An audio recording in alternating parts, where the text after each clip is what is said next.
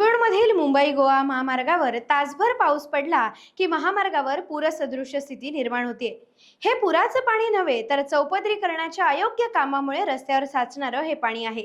काही ठिकाणी पाण्याचे लोंढे वाहत आहेत तर काही ठिकाणी गुडघाभर पाणी तासनतास साचून राहत आहे। सुस्त प्रशासन, उदासीन लोकप्रतिनिधी आणि मस्तवाल झालेले ठेकेदार यामुळे वाहन चालक, प्रवासी आणि सामान्य नागरिकांना हा त्रास भोगावा लागत आहे।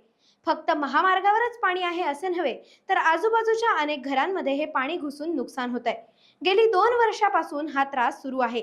अत्यंत चुकीच्या पद्धतीने बांधलेली गटारे, डोंगरांवरून येणाऱ्या प्रचंड पाण्याचा विचार न करता तयार करण्यात आलेली निचरा व्यवस्था आणि त्याकडे प्रशासन व लोकप्रतिनिधी यांनी केलेलं दुर्लक्ष हेच या भयंकर त्रासाला कारणीभूत असून कुठे नेऊन ठेवलाय चिपळूण माझा असा प्रश्न आता सामान्य जनता उपस्थित करत आहे। टाइम्स डिजिटलला लाईक करा, सबस्क्राईब करा, शेअर करा आणि बेल आयकॉन दाबायला विसरू नका। Times digital.